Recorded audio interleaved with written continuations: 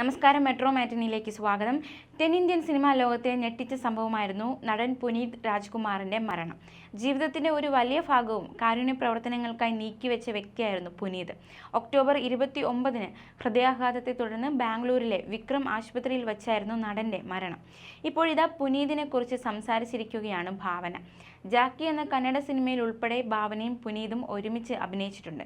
ഒരു ചാനൽ പരിപാടിയിൽ പങ്കെടുക്കാൻ എത്തിയപ്പോഴായിരുന്നു നടിയുടെ തുറന്നു പറച്ചിൽ. പുനീതിൻ്റെ കൂടെ 3 സിനിമകൾ ചെയ്തിട്ടുണ്ട്. അവരോടൊപ്പം സിനിമ ചെയ്യുമ്പോൾ ഒരു ഫാമിലിയിലേക്ക് വരുന്ന പോലെയാണ്. അങ്ങനെയാണ് അവർ ട്രീറ്റ് ചെയ്യുക. ജാക്കി എന്ന സിനിമ കഥ കേട്ട് എനിക്ക് ഇഷ്ടപ്പെട്ടു. അങ്ങനെയാണ് സിനിമ ചെയ്യുന്നത്. അവർ അവിടുത്തെ സൂപ്പർ സ്റ്റാറുകളാണ്. പക്ഷേ അവർ എല്ലാ ദിവസവും രാവിലെ വന്ന് നമ്മൾ കംഫർട്ടബിൾ ആണെന്ന് നോക്കും. ഷൂട്ടിങ്ങിന് ഇറ്റലി, നമീബിയ ഒക്കെ ഞങ്ങൾ പോയിരുന്നു. അമ്മ വെജിറ്റേറിയൻ ആണ്. പുറത്തു പോയി കഴിഞ്ഞാൽ വെജിറ്റേറിയൻ ഭക്ഷണം ഭയങ്കര ബുദ്ധിമുട്ടാണ്. പുനീതിന് ഇത് അറിയാവുന്നത് കൊണ്ട് രാവിലെ വന്നാൽ ആൻറ്റി എല്ലാം ഓക്കെ അല്ലേ എന്ന് ചോദിക്കും. അവരിൽ നിന്ന് നമുക്ക് ഒരുപാട് പഠിക്കാനുണ്ട്. നമീബിയയിൽ നിന്ന് ഞങ്ങൾ തിരിച്ച് ബാംഗ്ലൂരിലേക്ക് പോവുകയാണ്. ജോഹന്നാസ്ബർഗിൽ നിന്ന് ദുബായിൽ നിന്ന് ബാംഗ്ലൂർ, അങ്ങനെയാണ് കണക്ഷൻ. ദുബായിൽ നമ്മൾ ഇമിഗ്രേഷൻ ലൈനിൽ നിൽക്കുകയായിരുന്നു. പെട്ടെന്ന് നോക്കുമ്പോൾ പുനീതും ഓഫീസറുമായി ചെറിയൊരു വഴക്ക്. പുനീതിൻ്റെ കയ്യിൽ കുറച്ച് ഡോളറുകളുണ്ട്. അതുകൊണ്ട് പോവാൻ സമ്മതിക്കില്ലെന്ന് ഓഫീസർ പറയുന്നു. പുനീത് പറയുന്നു, എൻ്റെ പൈസയാണ്, ഞാൻ കൊണ്ടുപോകുമെന്ന്. ഈ ഫ്ലൈറ്റിൽ നിങ്ങൾ കയറില്ലെന്ന് ഓഫീസർ പറഞ്ഞു. പുനീത് പറയുന്ന കൗണ്ടർ, ഓക്കെ കയറേണ്ട, പക്ഷേ ഈ ഫ്ലൈറ്റ് ഇന്ത്യയിൽ ലാൻഡ് ചെയ്യില്ല എന്നാണ്. വളരെ സിമ്പിളായാണ് പറയുന്നത്. അപ്പോൾ ഞാൻ മെല്ലെ ആ ലൈനിലേക്ക് തന്നെ വന്നു. അപ്പോഴേക്കും അറിയുന്ന ഓഫീസർമാരൊക്കെ വന്ന് അതൊക്കെ പരിഹരിച്ചു. പുനീത് മരിക്കുന്നതിൻ്റെ തലേ ദിവസം ഞങ്ങളൊക്കെ ഒന്നിച്ചായിരുന്നു. പുനീതിൻ്റെ ബ്രദറിൻ്റെ കൂടെ ചെയ്ത പടത്തിൻ്റെ ലോഞ്ചായിരുന്നു. ഞങ്ങളൊക്കെ ഒരുമിച്ചിട്ടുണ്ടായിരുന്നു.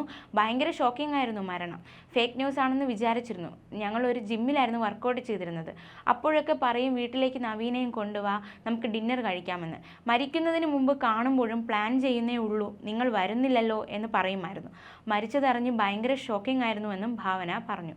ഒരു നടൻ മാത്രമായിരുന്നില്ല ആരാധകർക്കും പ്രിയപ്പെട്ടവർക്കും പുനീത്. നിരവധിയേറെ ജീവകാരുണ്യ പ്രവർത്തനങ്ങൾ നടത്തിയിരുന്ന മനുഷ്യ സ്നേഹി കൂടിയായിരുന്നു അദ്ദേഹം.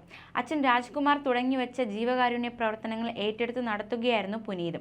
അപ്പു എന്ന സിനിമയിലൂടെയാണ് പുനീത് ആദ്യമായി നായക വേഷത്തിൽ എത്തുന്നത്. ചിത്രത്തിൻ്റെ വിജയത്തിന് പിന്നാലെ ആരാധകർ അദ്ദേഹത്തെ അപ്പു എന്ന് വിളിക്കാനും തുടങ്ങി.